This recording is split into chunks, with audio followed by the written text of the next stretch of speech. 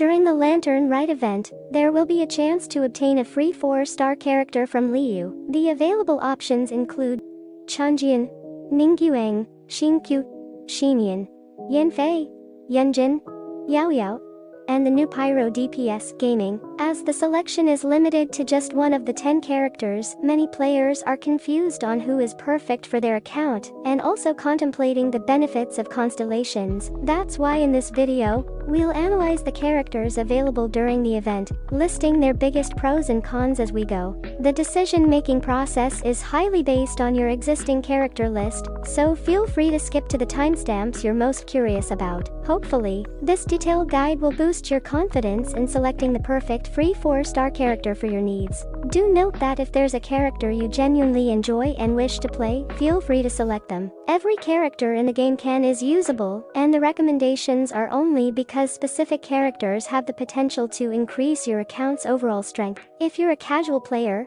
or don't care about the meta, don't let the community pressure you into making a decision. Starting our analysis with Xingqiu, who stands as one of the best characters in the game, powerful enough to even be compared to 5 stars like Yelan. All the way from version 1, he brings so much to the table that's impossible to overlook. Damage reduction, interruption resistance, and decent healing is some of them. However, his most powerful ability is his amazing off-field hydro application. His strength is obvious even at C0, but his constellations further improve his performance. While his C1 might be considered somewhat underwhelming, his C2 and C6 are some of his most impactful constellations. It's worth noting that during the Lantern Rite event, his new skin Bamboo Rain will also be given for free. If you're someone who doesn't have him, or wants to enjoy his new appearance while making him stronger, he is a must-pull. Let's turn our attention to YaoYao, a character introduced in the previous Lantern event. The introduction of Sumeru has really made her shine the most, making her a valuable pick. During a version where we got many weak C0 characters like Faruzan and Candace,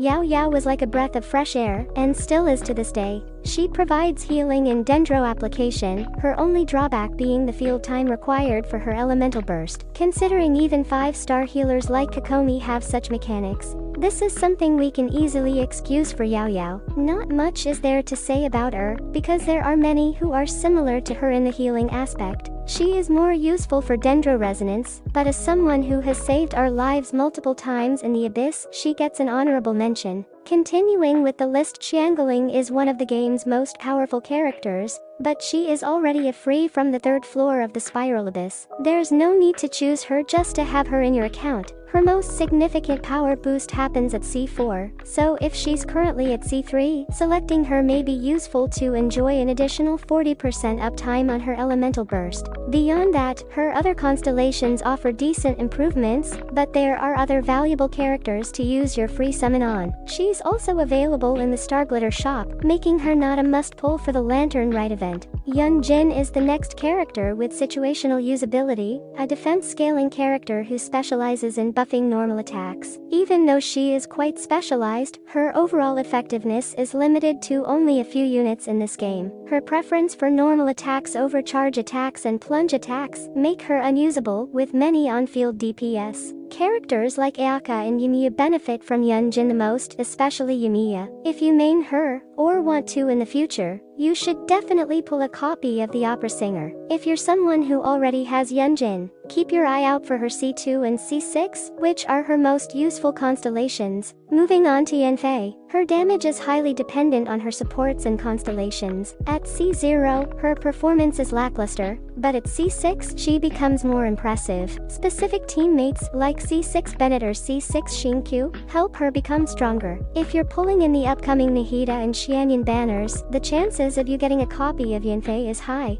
Since this is a character who scales well with constellations, she may be useful for your account, and here's how. At C4, she gains extra healing and an attack buff when healed high enough. This increases the damage of her elemental skill. C6 improves her further, providing extra crit rate and crit damage. While C6 is her most powerful constellation, C4 can still make her a viable choice. Her playstyle may also not be for everyone, so that is another factor to keep in mind. Next on the list is Beidou, a somewhat underrated character and a valuable asset. Her elemental burst alone makes her a good pick, especially in AoE scenarios. The burst not only does high damage, but also grants resistance to interruption. If you need a second electro character for a carry like Xingqiu, even a C0 Beidou is beneficial. Her potential grows with constellations, especially her C1 and C2 for low investors. Her C1 adds a shield, and C2 buffs the hits on her burst from 3 to 5, increasing her damage output by a remarkable amount. If you need more single target supports, or dislike her high energy requirement, or want someone for Hyper Bloom instead,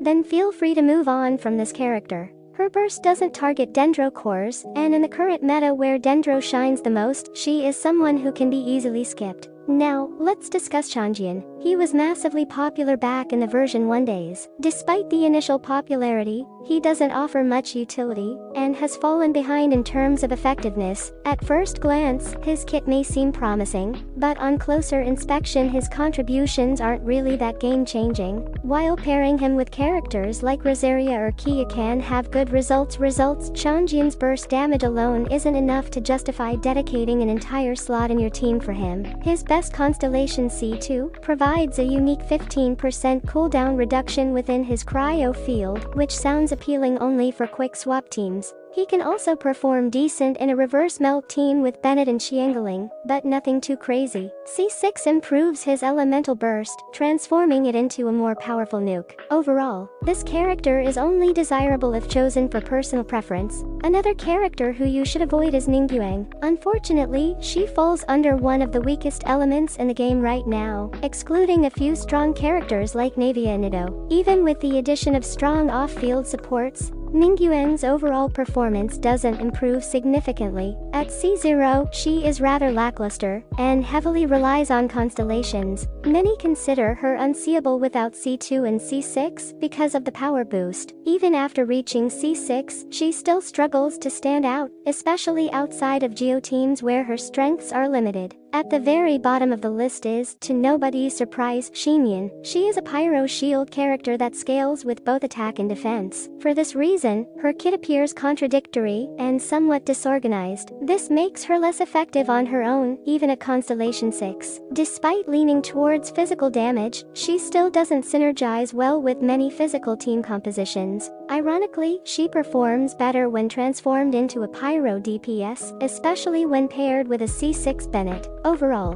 there are more convenient on-field DPS and shield characters available, making her not a must-pull.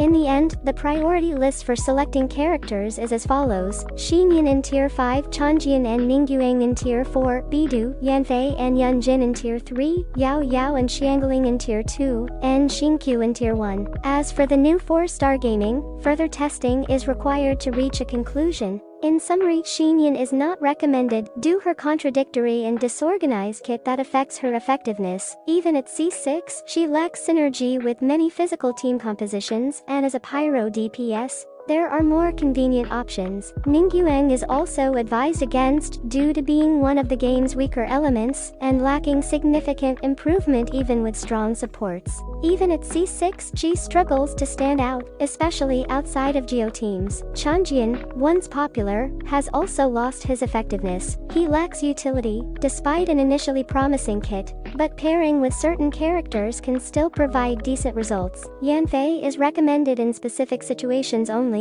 because her performance heavily depends on supports and constellations. While lackluster at C0, at C6 she becomes more impressive, especially when paired with C6 Bennett or C6 Xingqiu. Xiangling, despite being one of the game's powerful characters, is already obtainable for free from the Spiral Abyss. While her most significant power boost occurs at C4, she is available in the Star Glitter shop, and the presence of other valuable characters make her an easy skip. Yunjin, a defense scaling character specializing in buffing normal attacks, has situational usability limited to specific characters. Her preference for normal attacks makes her unsuitable for many on-field DPS, but she particularly benefits characters like Aka and Yumiya. Beidou is a somewhat underrated but valuable character, especially for her strong elemental burst in AoE scenarios, and resistance to interruption. Even at C0, she can serve as a beneficial second electro character for carries like Xingqiu. YaoYao, providing healing in decent dendro application, is good for her role, despite the time required for her elemental burst. While similar characters exist in the healer category, her effectiveness in the Abyss earns her an honorable mention for her life-saving capabilities.